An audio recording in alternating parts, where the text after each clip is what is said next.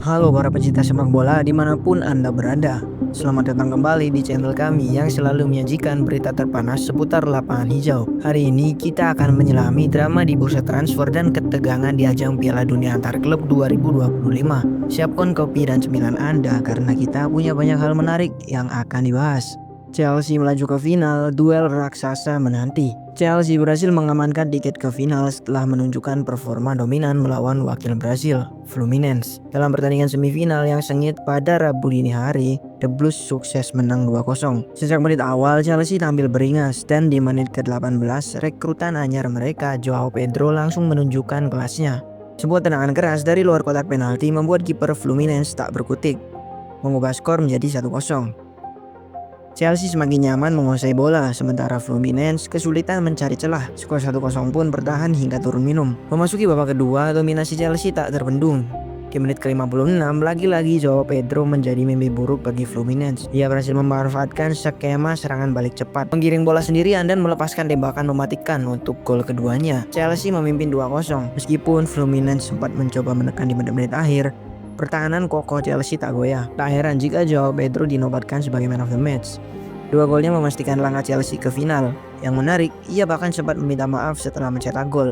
Mengingat Fluminense adalah mantan klubnya, kini Chelsea akan menanti lawan tangguh mereka di final.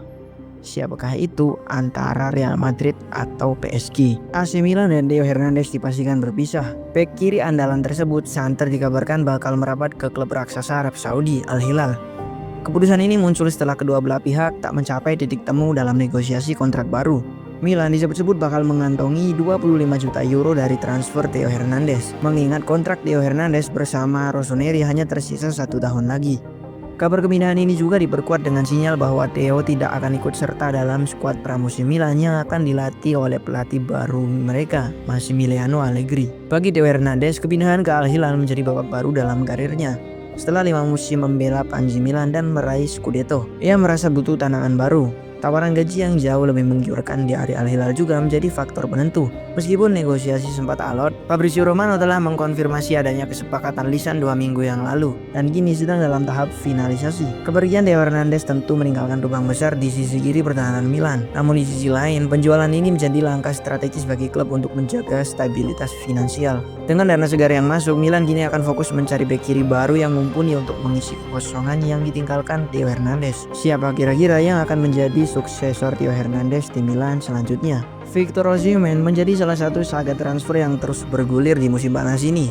Meskipun Galatasaray dikabarkan sudah siap membayar klausul rilis sang striker yang mencapai 75 juta euro kepada Napoli, transfer ini masih belum menemui titik terang. Dilansir dari bola.net, transfer ini bermasalah utamanya terletak pada skema pembayaran. Napoli sebagai pemilik Osimhen bersikeras untuk menerima pembayaran secara penuh dan tunai, bahkan menuntut adanya surat jaminan atau obligasi untuk memastikan pembayaran. Hal ini tentu menjadi beban bagi Galatasaray, yang dimana lebih memilih untuk melakukan pembayaran secara cicilan selama 5 tahun. Perbedaan mendasar dalam metode pembayaran inilah yang membuat negosiasi berjalan alot dan transfer Osimhen ke Istanbul masih tertahan. Bagi Galatasaray, mengamankan Osimhen adalah prioritas utama setelah performa gemilangnya di musim lalu, di mana ia mencetak 37 gol. Mereka berada dalam tekanan untuk memenuhi tuntutan Napoli jika tidak ingin kehilangan kesempatan emas ini. Sementara itu, Napoli juga punya kepentingan besar. Di bawah pelatih baru Antonio Conte, Osimhen tampaknya tidak masuk dalam rencana jangka panjang tim. Napoli berambisi untuk segera mendapatkan dana segar dari penjualan sang striker sebelum nilai pasarnya berpotensi menurun, atau ia bisa pergi secara gratis pada tahun 2026. Situasi ini menciptakan tarik ulur yang intens antara kedua klub, dan bursa transfer masih akan menjadi saksi bagaimana drama ini akan berakhir. Inter Miami sedang aktif menjajaki peluang untuk mendatangkan gelandang Atletico Madrid dan timnas Argentina, Rodrigo De Paul. Pemilik bersama klub Jorge Mas bahkan telah bertolak ke Madrid untuk memulai negosiasi guna membawa De Paul ke Major League Soccer atau MLS. Menurut laporan ESPN, agar bisa merekrut De Paul, Inter Miami perlu mengosongkan salah satu dari 3 slot pemain tertunjuk. Saat ini slot tersebut diisi oleh Lionel Messi, Jordi Alba, dan Sergio Busquets. Meski Alba baru saja memperpanjang kontraknya hingga 2027, kontrak Messi dan Busquets akan berakhir pada Desember 2025. Negosiasi perpanjang kontrak dengan Messi sedang berjalan positif, dengan kedua belah pihak menyatakan keinginan untuk melanjutkan kerjasama. Namun pembicaraan kontrak baru dengan Busquets belum dimulai. Meskipun klub masih membuka peluang baginya untuk bertahan. Ketertarikan Inter Miami terhadap De Paul didorong oleh ambisi Jorge Mas untuk menjaga daya saing klub di level tertinggi. Jorge sebelumnya telah menyatakan niatnya untuk mendatangkan lebih dari satu bintang besar demi menjadikan Inter Miami tim terbaik di benua Amerika. Di sisi lain, Atletico Madrid dilaporkan bersedia melepas De Paul pada musim panas ini jika sang pemain menolak perpanjangan kontrak. Kontrak De Paul tersisa 1 tahun.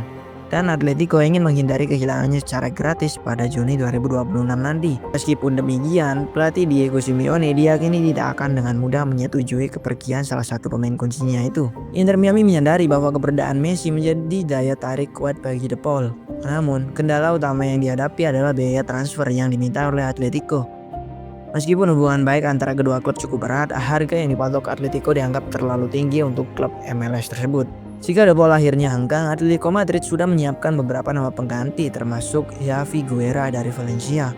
Klub juga memperkuat skuadnya dengan mendatangkan Alex Baena, Matteo Ruggeri, Clement Lenglet, dan Juan Musso. Mereka juga berharap segera merampungkan transfer Johnny Cardoso dari Real Betis setelah keterlibatannya di Piala Emas bersama timnas Amerika Serikat.